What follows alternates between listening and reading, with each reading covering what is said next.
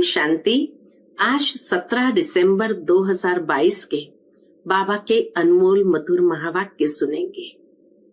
आज की मुरली में बाबा हम बच्चों को अंतर्मुखता की बहुत सुंदर डेफिनेशन देते हैं। बाबा कहे अंतर्मुखता माना सोल कॉन्शियस होकर अंदर जाकर बाप को प्रेम से याद करना। साथ ही साथ बाबा कहे जो कुछ बाबा ने सुनाया है उसका अंदर ही अंदर चिंतन करना। और बाबा कहे कि जितना हो सके गुणवान बनते जाना, यही तुम्हारी न्यारी निराली अंतर्मुखता की स्टेज है। बाबा कहे कभी भी कोई भी फालतू बातों में तुम बच्चों को जाना नहीं है, परंतु प्यार से बाप को याद करते रहना है। और ये लक्ष्य यही रहे कि मुझे बाप समान बनना है, बाप का शो करना है। तो सुनते हैं बाबा के आज के मधुर महावाक्य। ओम शांति। मीठे बच्चे, इधर उधर बैठकर फालतू बातों में अपना टाइम वेस्ट मत करो। बाप की याद में रहो तो टाइम आबाद हो जाएगा। आज की मुरली से प्रश्न है, बाप का शो कौन से बच्चे निकाल सकते हैं? यानी बाप का नाम कौन से बच्चे निकाल सकते हैं? उत्तर, जो बाप समान सेवा करते हैं। अगर हर कर्म बाप के समान हो तो बहुत बड़ा फल मिल जाएगा।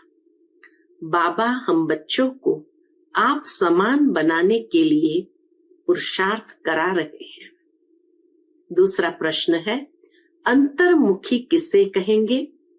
तुम्हारी अंतर्मुखता निराली है, कैसे? उत्तर, सोल कॉन्शियस होकर रहना ही अंतर्मुखी बनना है। अंदर जो आत्मा है उनको सब कुछ बाप से ही सुनना है। एक बाप से ही बुद्धि योग रख गुणवान बनना है। यही है निराली अंतर्मुखता। आज की मुरली से पहले गीत बजा है ओम नमः शिवाय। ओम शांति। मीठे मीठे सिकिलदे बच्चों ने यह गीत सुना, बाप की महिमा सुनी और बाप की महिमा का फल फिर बच्चों को मिल रहा है और बच्चे फिर बाप का शो करते हैं। बाप की महिमा बच्चे ने सुनी तो बाबा कहे फिर बच्चे बाप का शो करते हैं, परंतु शो तब करेंगे जब उन जैसी सर्विस करेंगे। यह फल भी भारी पाएंगे। अब तुम बच्चे प्रैक्टिकल में हो, भगत सिर्फ गाते रहते हैं। तुम जानते हो बाप दादा संगम पर हमारे सन्मुख बैठे हैं। बाप जरूर दादा के तन से ही बताएगा, यह बच्चों का पक्का निश्चय है ना? बाबा कहे ये बच्चों को पक्का निश्चय है कि हम पुरुषार्थ कर अवश्य बाप समान बनेंगे। बाप पतित पावन ज्ञान का सागर है, उससे तुम पतित पावनी ज्ञान गंगाएं निकली हो। गंगाएं क्यों कहा जाता है? क्योंकि तुम सब सजनिया हो। सबको हम ज्ञान गंगा ही कहेंगे। बाबा तो सबको ज्ञान गंगा ही कहेंगे। बच्चों को नशा चढ़ता है कि हम श्रीमत पर सारे विश्व के मनुष्य मात्र को सुख दे सकते हैं जो और कोई नहीं दे सकता। अब बाप आया है सबको सदगति देने और दिलाते भी है बच्चों द्वारा, क्योंकि करण करावनहार है ना। तो ऐसे बाप की श्रीमत पर जरूर चलना पड़े। बाप कहते हैं जो करेगा और जितनी सर्विस करेगा वही 21 जन्म के लिए उच्च प्रारब्ध पाएगा, परंतु तकदीर में नहीं है तो कुछ करते नहीं है बहुत सहज।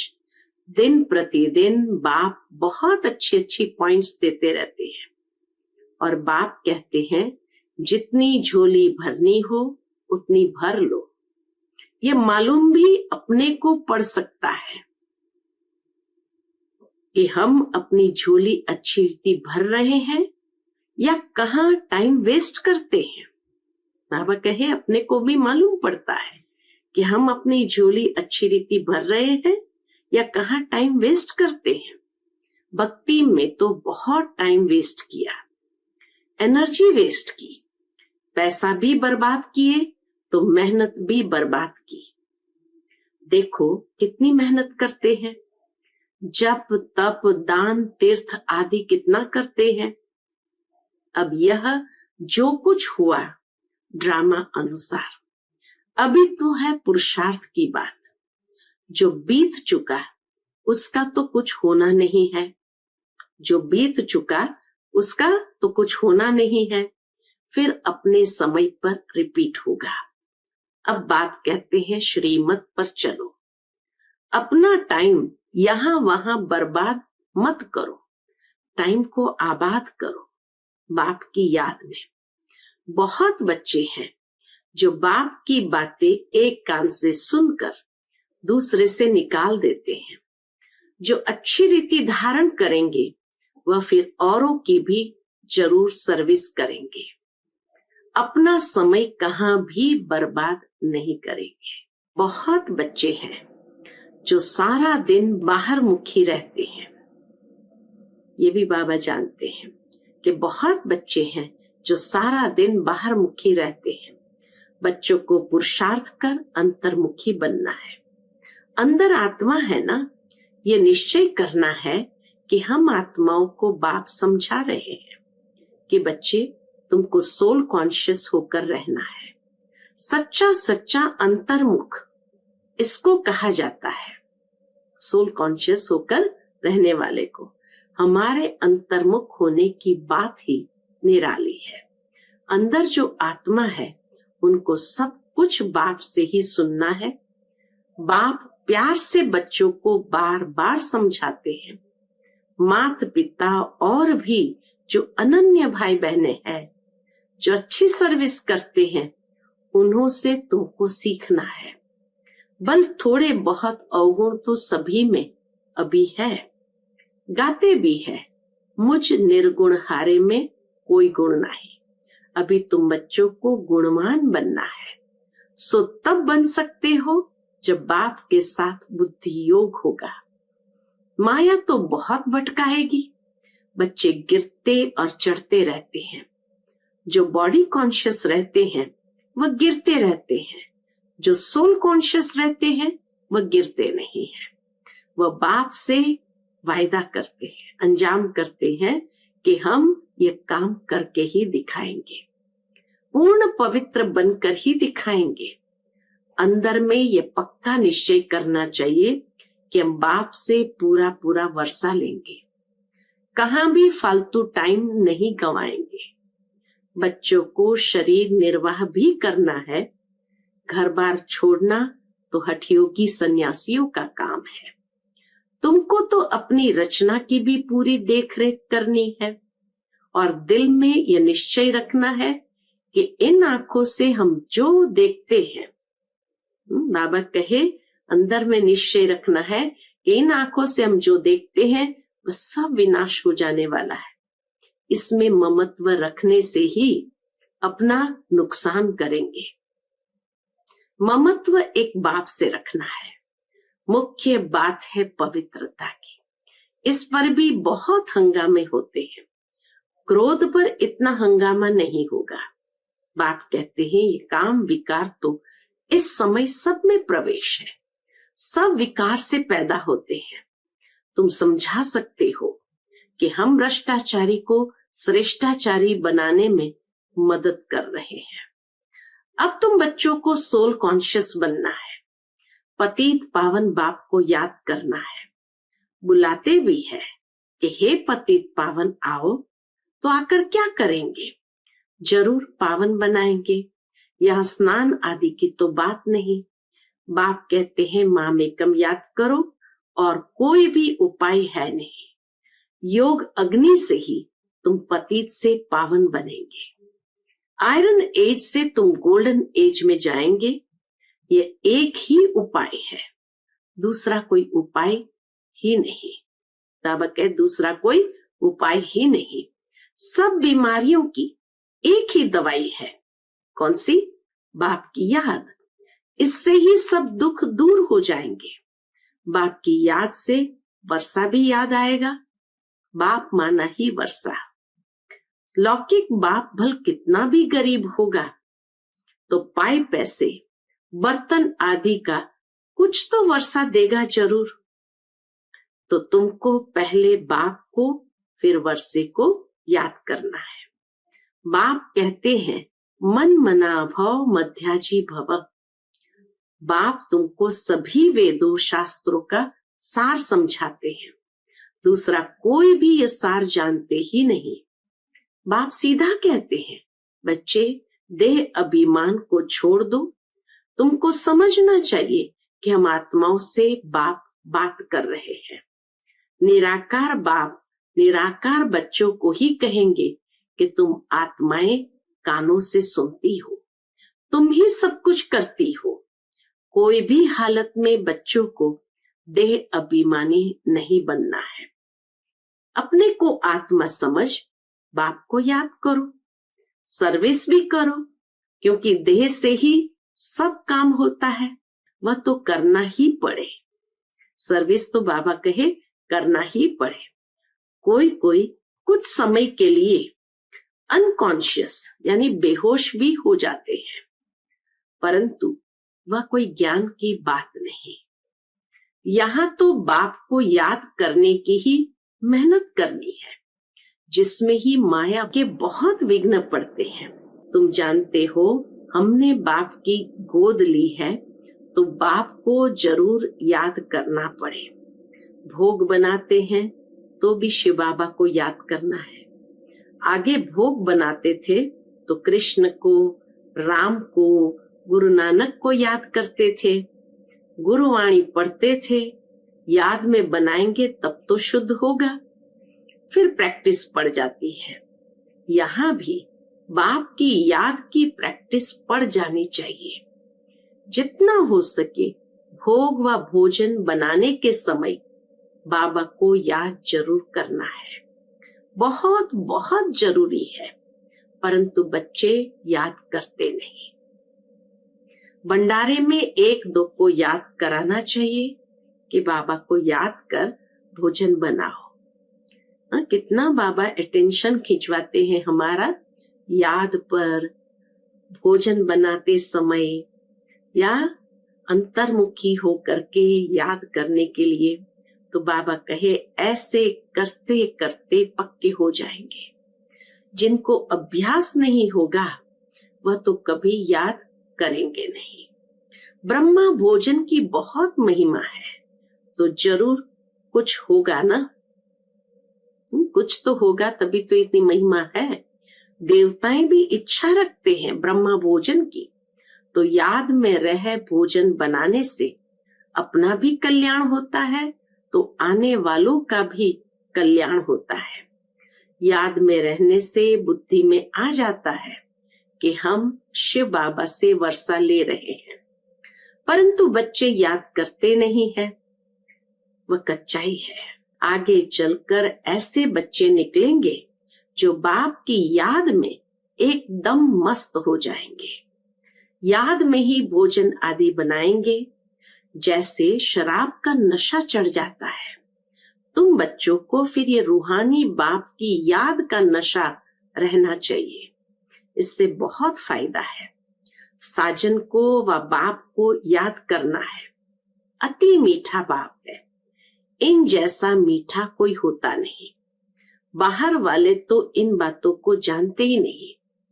देवी देवता धर्म वाले ही समझ सकते हैं। त्वमेव माताश्च पिता, कहते हैं ना, त्वमेव माताश्च पिता त्वमेव। ये एक निराकार बाप की महिमा है। जरूर बाप ने इतना ऊंच कर्तव्य किया है, तब फिर भक्ति मार्ग में हम इनकी इतनी महिमा करते हैं। अब बाप कहते हैं, क्या कहते हैं? मीठे बच्चे, और सब तरफ से बुद्धि योग हटाओ, सारी दुनिया से, अपने देह से भी बुद्धि का योग हटाए, माम एकम याद करो तो तुम्हारा बेड़ा पार हो जाएगा। बहुत सस्ता सौदा है। बाबा आकर बहुत सस्ता सौदा करते हैं, परंतु लेने वाले नंबरवार है। यह भी ड्रामा बना हुआ है। बाबा कितना अच्छी रीति समझाते हैं, सुनते भी है। कोई तो अच्छी रीति धारण करते हैं, कोई तो एक कान से सुन दूसरे से निकाल देते हैं। यहाँ सन्मुख सुनने से बच्चे रिफ्रेश होते हैं, फिर बाहर जाने से भूल जाते हैं, कुछ भी याद नहीं रहता है। कोई तो अच्छी रीति रिपीट भी करेंगे, जो बाबा ने समझाया है वो प्रैक्टिकल में करेंगे। सवेरे उठकर तुम बाबा की याद में भोजन बनाएंगे तो भोजन में ताकत रहेगी। इतना तुम बच्चों को नशा रहना चाहिए। सारे मनुष्य कुल का उद्धार करना है। मनुष्य कुल की ही बात है, ऐसे नहीं जानवर आदि का उद्धार करेंगे। उनका ड्रामा में पार्ट ही नहीं है। जैसा मनुष्य वैसा फर्नीचर। सतयुग में कीचड़ पट्टी होती नहीं। तुम्हारे लिए कितने वैभव है। सतयुग में बाबा कहे तुम्हारे लिए कितने वैभव है। वहां पंछी जानवर आदि सब रॉयल होते हैं। जैसा मनुष्य वैसी उनकी सामग्री होती है। गरीब की सामग्री क्या होगी, शाहूकार की सामग्री कितनी रॉयल होगी। तुम बच्चे जानते हो बाबा हमको बहुत ऊंची कमाई करा रहे हैं। फिर जितना जो करे, पढ़ाई एक ही है, पद हर एक नंबरवार पाते हैं। राजा रानी प्रजा शाहूकार, शाहूकारों के नौकर चाकर, गरीब के नौकर चाकर सब होते हैं। बुद्धि में है कि हम अपनी राजधानी योग बल से स्थापन कर रहे हैं। हथियारों आदि की यहाँ बात नहीं है। यह है अभी की बात। योग बल से तुम राजाई पाते हो। इस समय तुम ब्राह्मणियां शक्तियां हो। सतयुग में देवियों को हथियार आदि हो नहीं सकते। यह है अभी की बात। ज्ञान तलवार, ज्ञान खड़क, फिर ये सब स्थूल रूप में ले गए हैं। अब तुम्हारी सूरत और सीरत दोनों बदलती है। काले से गौरे बनते हैं। बाबा कहे सूरत और सीरत दोनों ही बदलती है। काले से गोरे बनते हो। सर्वगुण संपन्न और 16 कला संपूर्ण बनते हो। जितना जो पुरुषार्थ करेंगे इसमें झूठ तो चल न सके। अगर अंदर कुछ काला भरा हुआ होगा तो बाहर भी काला ही दिखाई पड़ेगा।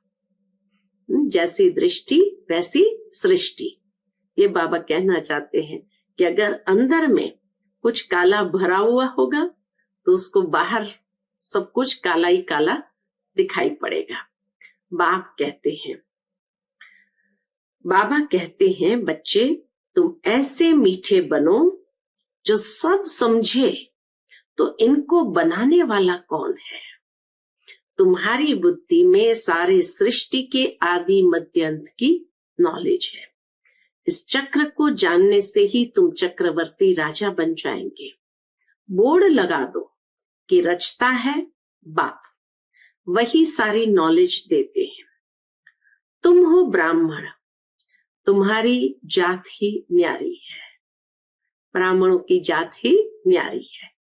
तुम ब्रह्मा मुख वंशावली ब्राह्मणों को ही बाप नॉलेज सुना रहे हैं। तो शिव बाबा के साथ तुम्हारा कितना लव होना चाहिए। परंतु क्या, अच्छे अच्छे फर्स्ट क्लास बच्चे योग में फेल हो पड़ते हैं। ज्ञान तो बड़ा सहज है, मुरली भी अच्छी चलाते हैं, परंतु योग में मेहनत है। याद से विकर्म विनाश करना है, ये मेहनत है, बस इसमें बहुत फेल होते हैं। भगवान वाच, तुमको मनुष्य से देवता, पतित से पावन बनाने आया हूं। ज्ञान से ही सदगति होती है, तो ज्ञान सागर को जरूर नॉलेज देना पड़े। बाकी पानी का सागर व नदियां थोड़ी पावन बना सकती है। अभी तुम बच्चे समझते हो, हम अपने लिए राजधानी स्थापन कर रहे हैं। कैसे कर रहे हैं अपने लिए राजधानी स्थापन? आत्म अभिमानी बन रहे हैं। हम बाबा से नॉलेज का वर्षा लेकर विश्व का मालिक बन जाएंगे। कहाँ उन्हों की बुद्धि, कहाँ तुम्हारी बुद्धि? वह सब विनाश के लिए काम करते, तुम स्थापना के लिए करते हो। ये बातें भूलनी नहीं चाहिए। परंतु जिनकी तकदीर में नहीं है, तो धारणा करते ही नहीं। पुरुषार्थ करना चाहिए ऊंच पद पाने के लिए। हम पास होकर ऊंच नंबर ले ले, चाहते तो है, परंतु मेहनत नहीं पहुंचती। यह है बेहद की पढ़ाई। बाप तो विश्व की बादशाही देते हैं। वंडर है ना, बहुत प्यार से समझाते हैं। बच्चे, मुझे याद करो, हड्डी याद करना है। बाप फिर से आया हुआ है। हम जरूर बाप की मत पर चलकर पूरा वर्षा लेंगे। बाबा, हम आपको जान गए हैं। बाबा को देखा भी नहीं है, घर बैठे भी टचिंग हो जाती है। कोई को थोड़ा सुनने से भी नशा चढ़ जाता है। तकदीर भी साथ देती है। कोई फिर संग दोष में आकर पढ़ाई छोड़ देते हैं। रावण मत वाले अलग है, ईश्वरीय मत वाले अलग है।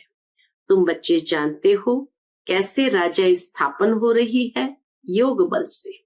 बाहुबल अनेक प्रकार का है, योग बल एक ही प्रकार का है। अच्छा, मीठे मीठे सिकेलते बच्चों प्रति माता पिता बाप दादा का याद प्यार और गुड मॉर्निंग। रूहानी बाप की रूहानी बच्चों को नमस्ते।